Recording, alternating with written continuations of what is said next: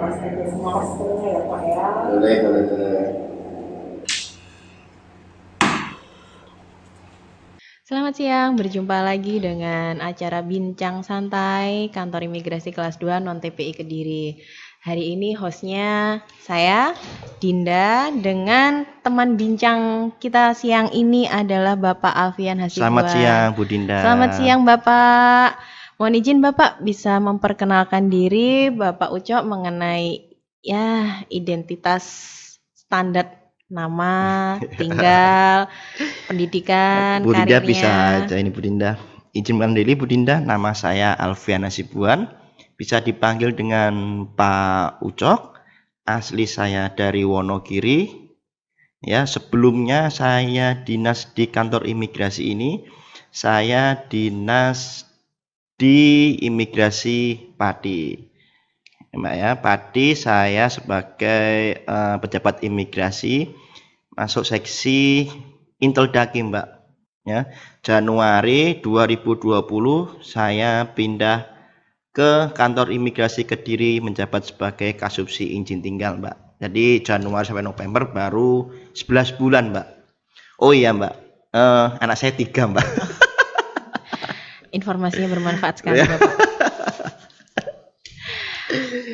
Bapak mengawali karir di imigrasi sejak tahun berapa, Pak? Sejak tahun 2009 saya masuk Taruna Akademi Imigrasi. Setelah saya angkatan 14, Mbak, masuknya AIM 14, lulus tahun 2012. Penempatan pertama saya di kantor imigrasi Semarang, di Bandara Mbak Ahmad Yani. Ya, sekitar 3 tahun saya pindah di Bali. Penempatan juga di Ngurah Rai. Selama 3 tahun juga 2018 saya baru pindah ke Pati. 2018 sampai ya 1,5 tahun lah. Setelah itu pindah di kantor imigrasi Kediri. Baik. Oke, topik kita siang ini izin tinggal selama COVID-19, Pak. Iya. Dalam masa COVID ini banyak sekali yang berubah ya Pak ya di Indonesia mengenai segi hukum atau peraturan tuh pasti juga banyak yang berubah. Lalu di kantor imigrasi Kediri sendiri Pak, apa ada kebijakan yang diterapkan dalam pelayanan warga negara asing selama COVID ini Pak? Jadi begini Mbak, di kantor kita ini kantor imigrasi Kediri ini pasti ada kebijakan-kebijakan tentu, tapi terutama itu menggunakan dengan protokol kesehatan Mbak. Jadi warga negara asing untuk memperpanjang izin tinggal dia datang dari depan tuh Mbak, ya kan, dia menggunakan masker, kemudian dicek suhu oleh security, ya, masuk ke belakang dia harus mencuci tangan pakai sabun Mbak ya, pakai masker masuk, kemudian di bagian loket warga negara asing itu harus berjaga jarak sama petugasnya loket.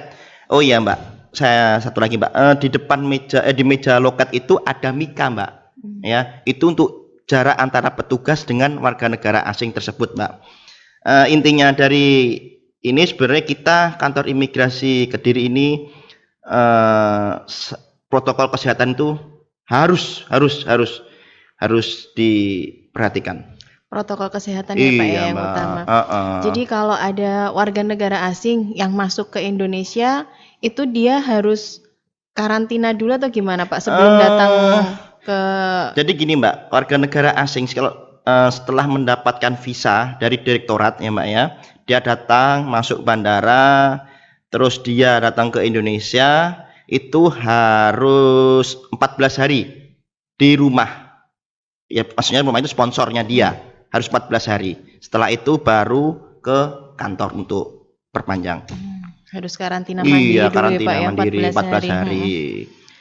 Terus dalam masa pandemik ini Pak, ada penurunan dari jumlah pemohon izin tinggal atau ada malah peningkatan karena kan banyak Pak yang terjebak di sini nih para WNA ini. Gimana Pak? Selama COVID-19 ini Mbak, kantor kita jujur ya Mbak ini menurun Mbak dari pemohonnya warga negara asing. Tapi bukan di Indonesia aja untuk penurunan tersebut, pasti di negara-negara lain pasti juga seperti itu, menutup warga negara asing yang mau masuk ke negaranya. Jadi di situ pasti penjumlahan orang asing itu yang mau ngurus izinnya itu pasti berkurang. Seperti itu, Mbak. Jadi kantor imigrasi Kediri ini pemohonnya warga negara asing ini berkurang. Berkurang berarti Iya. ini ya Pak, kemarin mungkin awal-awal COVID WNA-nya balik ke negaranya dan lebih memilih untuk stay di negaranya daripada untuk bepergian ke luar negara Betul ya. sekali Bu Dinda. Oke. Izin tinggal itu apa sih Pak sebenarnya? Kalau izin tinggal itu kan bahasanya bahasa Indonesia tuh Mbak. Ya kan kalau bahasa Inggrisnya itu kan stay permit. Ya artinya bahwa izin warga negara asing ini yang mau masuk atau stay di negara tersebut. Seperti itu Pak, izin tinggal. Kalau di Indonesia sendiri Pak, jenis-jenis izin tinggal tuh ada apa aja Pak? Di Indonesia ini yang ada di kantor imigrasi Kediri aja ya Mbak ya. Di sini ada izin kunjungan. Satu. Itu yang kedua ada izin tinggal terbatas atau ITAS. Yang ketiga ada ITAP, izin tinggal tetap.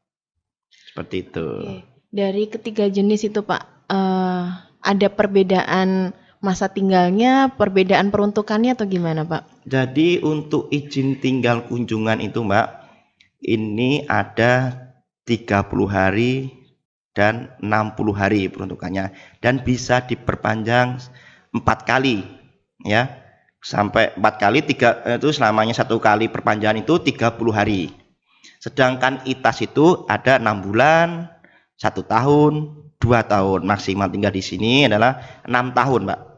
Kan gitu. Terus untuk ITAP itu jangka waktunya adalah 5 tahun.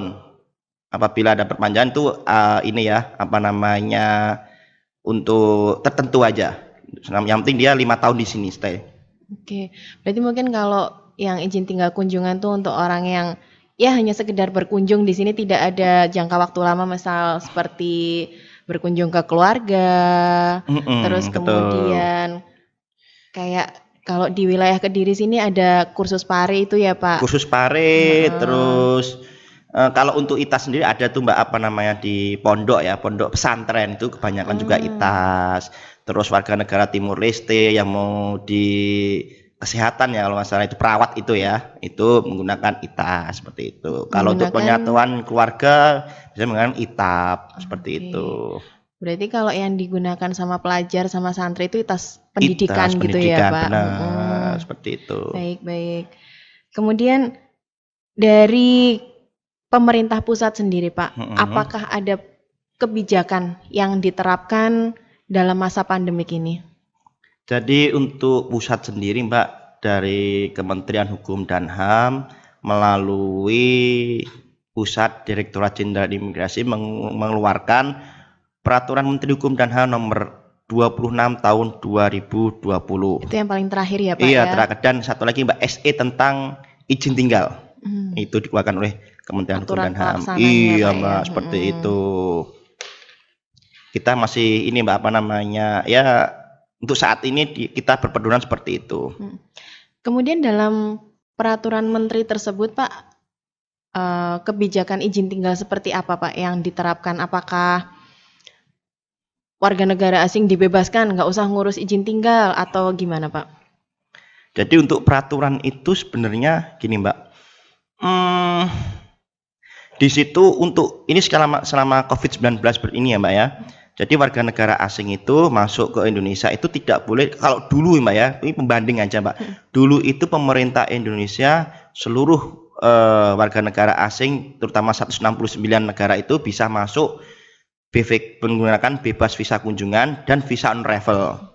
Tapi setelah pandemi ini dan untuk Permen nomor 26 tahun 2020 itu VOA dan BVK ditutup, nggak boleh masuk seperti itu. Tapi sekarang pakai untuk visa 2111 itu bisa masuk, tapi melalui direktorat Mbak.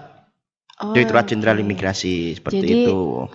mekanismenya pemohon mengajukan visa dulu kepada Benar, Direktorat benar Jenderal imigrasi Imigrasi, ya. setelah mendapat persetujuan Baru ke kantor baru kita. baru bisa dapat izin untuk Izin. ke Indonesia gitu ya, Pak Betul ya. sekali.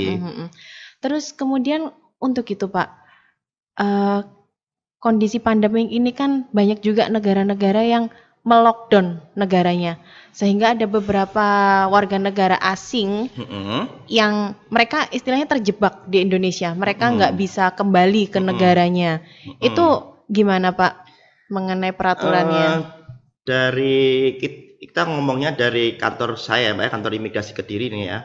Kebanyakan dia menggunakan visa kunjungan, ya Mbak, dan itu bisa diperpanjang 4 kali. Apabila visa tersebut sudah habis dalam kondisi seperti ini, kita menggunakan dengan visa keadaan darurat, Mbak, dan itu bisa diperpanjang sampai 5 kali. Oke. Ya, itu mulainya tanggal 29 September tahun 2020 kemarin. Berarti sejak Permenkumham 26 Benar, itu 26. disebutkan bahwa itu ya, Pak, bagi warga negara asing yang pemegang visa kunjungan bisa memperpanjang izin tinggal Tinggalnya keadaan dan terpaksa 5 kali 5 kali. dihitung sejak 29 September 2020. Begitu.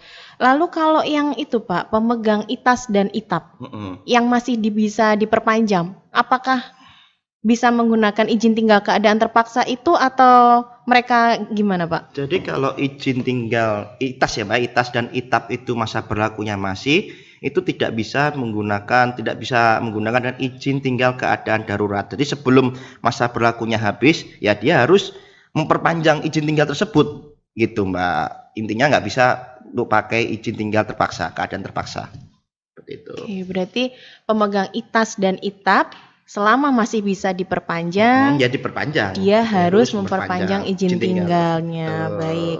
Kemarin saya membaca ada artikel ya, Iya, Pak, Mbak, ya, Ibu Dinda. bahwa kantor imigrasi Kediri memulangkan seorang warga negara India karena dia overstay. Jadi overstay itu apa? Terus itu kenapa warga negara India kemarin dipulangkan? Dideportasi gitu, Mbak. Karena overstay itu gimana, Pak? Jadi gini, Mbak, kemarin memang benar ada tuh kasus tentang warga negara India yang dideportasi. Perundang-undangan keimigrasi nomor 6 tahun 2011 tentang imigrasi itu menyatakan bahwa apabila orang asing ya, Mbak, ya, ini overstay-nya itu kurang dari 60 hari, itu dikenakan biaya denda overstay-nya itu 1 harinya 1 juta rupiah.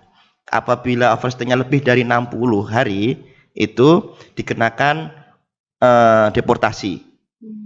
Nah, itu melalui dari Inteldak, Mbak. Jadi kemarin warga negara India itu tinggal di Indonesia lewat dari batas izin tinggal yang diberikan lebih dari 60 hari sehingga dia dideportasi ya, seperti Pak, itu, ya. Mbak Ibu. Oke. Baik. Kiranya cukup, Bapak, bincang-bincang kita siang ini. Baik, Bu Dinda. Terima kasih banyak atas waktunya dan informasinya. Semoga bermanfaat bagi pendengar semuanya. Terima kasih. Dadah. Dadah.